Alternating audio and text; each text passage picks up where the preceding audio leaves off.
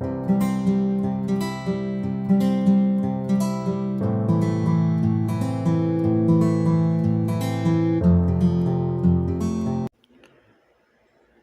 de abordarmos especificamente o tema principal deste vídeo, será proveitoso conhecermos um pouco mais sobre Maimônides, também chamado na tradição judaica de Rambam. Quem foi ele? Seu nome de nascimento era Moisés ibn Maimon, um dos mais prolíficos e influentes estudiosos da Torá na Idade Média. Em sua época, ele também foi um proeminente astrônomo e médico, servindo como médico pessoal do sultão Saladino. Nascido na cidade de Córdoba, sob o Império Almorávida, na atual Espanha, na véspera da Páscoa de 1138, trabalhou como rabino, médico e filósofo. Morreu no dia 12 de dezembro de 1204, tendo sido sepultado em Tiberíades. Durante a sua vida, a maioria dos judeus saudou os escritos de Maimônides sobre a lei e a ética judaica com aclamação e gratidão, mesmo em lugares tão distantes quanto o Iraque e o Iêmen. No entanto, enquanto Maimônides se tornava um líder reverenciado na comunidade judaica, seus escritos também receberam críticas ferozes, particularmente na Espanha.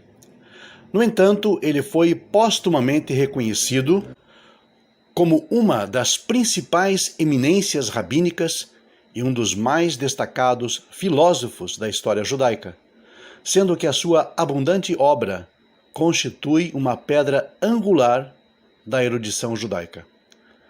O seu conhecido Mishneh Torah, de 14 volumes, ainda carrega significativa autoridade canônica, como uma codificação da Halachá, a lei judaica.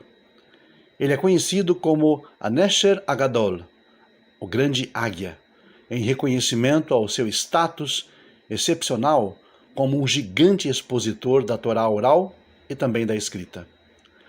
Além de ser referenciado por historiadores judeus, Maimônides, ou Rambam, também figura com grande destaque na história das ciências islâmicas e árabes, e é mencionado extensivamente em várias fontes árabes por sua vasta cultura. Influenciado por Aristóteles, Al-Farabi, Ibn Sina e seu contemporâneo Ibn Rushd, ele se tornou um proeminente filósofo e polímata, tanto no mundo judaico quanto também no mundo islâmico. O Rambam escreveu sobre os mais diversos temas, desde a sua compilação dos mandamentos da Torá e suas explicações, passando pela filosofia em seu magistral Moreh HaNevuchim, Guia dos Perplexos, até tratados de medicina.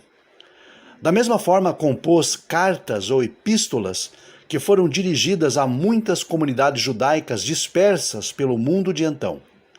No Mishneh Torah, tratado no qual ele discorre sobre as leis e as crenças judaicas, em sua última seção, a Lei dos Reis, ele menciona aquele que foi talvez o mais polêmico e complexo personagem da história judaica, Jesus de Nazaré.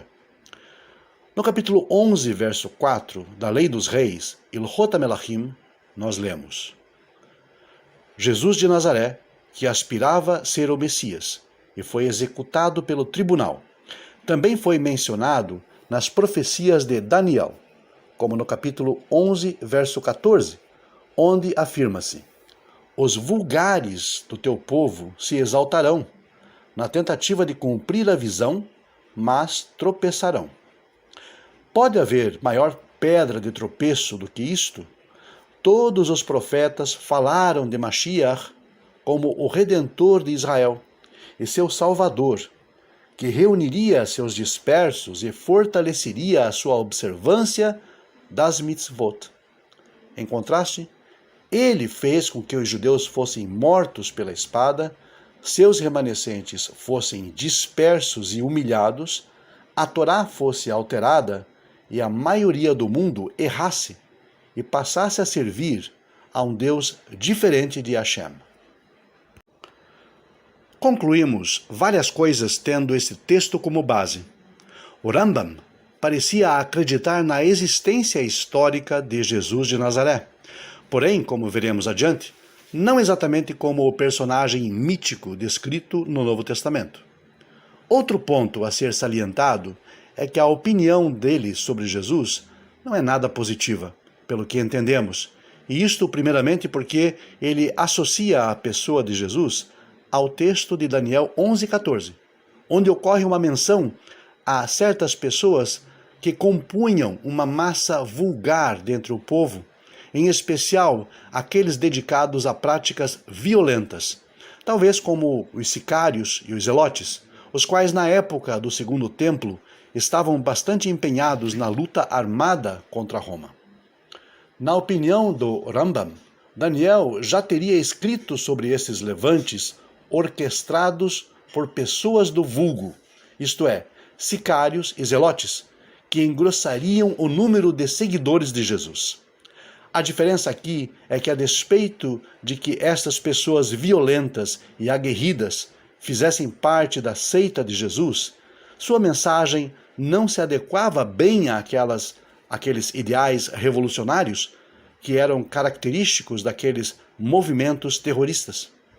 A resposta é que, de certa forma, os guerrilheiros galileus, que buscavam subverter o domínio romano de alguma forma, viram em Jesus alguém capacitado a enfrentar aquele sistema. Ou teria sido isso, ou então tudo não passa de mera construção posterior. Notoriamente, o movimento de Jesus acabou se tornando em algo mais perigoso para os judeus do que a guerra franca e aberta contra o império. A mistura de ideais de liberdade política, juntamente com o fanatismo religioso, criou uma massa acéfala e fundamentalista. É o resultado da mistura entre religião e ideais políticos. Para os judeus, o que sobrou foi o despertar do ódio romano contra eles. A figura de Jesus, elevada à condição de Messias por uma massa de pessoas vulgares e rebeldes, fez com que Roma intervisse na Judéia, destruísse o templo e a cidade e que os judeus fossem finalmente dispersos e humilhados. A Torá foi rebaixada a uma mera aliança caduca, inválida. Os mandamentos rejeitados e a figura de Jesus passaria a ocupar o lugar do próprio Deus neste cenário desolador. Nada poderia estar mais distante do ideal messiânico bíblico do que isto. Na Idade Média, havia muitas comunidades judaicas dispersas pelo mundo conhecido de então, e em especial em nações árabes como o Iêmen. Por volta do ano 1173, a comunidade daquele reino estava sofrendo uma série de assédios da parte de um falso Messias que surgiu em seu meio. Ele mesclava elementos do judaísmo e do islamismo, e dizia abertamente que os profetas já haviam anunciado a sua vinda. A fim de receber instruções sobre como lidar com esse problema, o líder daquela comunidade, o rabino Jacó ben Natanael ibn al-Fayumi, comunica-se com o Rambam, e a sua resposta a essas questões deu origem ao documento conhecido como Igeret Teiman, ou Epístolas do Iêmen. Nestas missivas, o Rambam aborda o tema das ameaças históricas à fé judaica e traz à baila a forma de operar, o modus operandi, daqueles que, em dias passados, ameaçaram a existência dos judeus e do próprio judaísmo. Ele cita aqueles que tentaram isso pela violência, como Amalek, Senaquerib, Nabucodonosor, Tito e Adriano. Por outro lado, lembra que houve quem, pelo raciocínio e por meio de argumentos sutis, tenha buscado o mesmo intento, em especial os sírios, os persas, os gregos. Como resultado disso, temos, segundo o Rambam, dois métodos, o da força bruta e o da sutileza filosófica. Para ele, Jesus foi o primeiro a arquitetar um plano que combinava os dois elementos. Como? Primeiro, o uso sutil da pregação e da alienação das massas por meio das palavras. Segundo, o emprego de ameaças de condenação e danação eternas, no caso de rejeição. Não sem que isso primeiro também passasse pelo emprego da força até, determinada, por exemplo, em Lucas 19, 27, a qual deveria ser sumariamente usada contra os inimigos que não desejaram que ele reinasse sobre eles. E o Rambam assim conclui o seu raciocínio. Ele impeliu as pessoas a acreditarem que ele era um profeta enviado por Deus para esclarecer as perplexidades da Torá, e que ele era o Messias predito por todo e qualquer vidente. Ele interpretou a Torá e seus preceitos de forma a levar à sua total anulação, à abolição de todos os seus mandamentos e à violação das suas proibições. Os sábios de abençoada memória, tendo ficado cientes de seus planos antes da sua reputação se espalhar entre o nosso povo, aplicaram punição adequada a ele.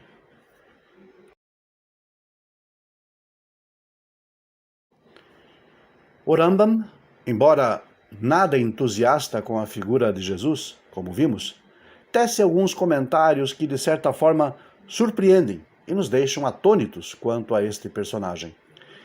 Em seu Mishneh Torah, no capítulo da Lei dos Reis 11:4, ele conclui seu pensamento com as seguintes palavras: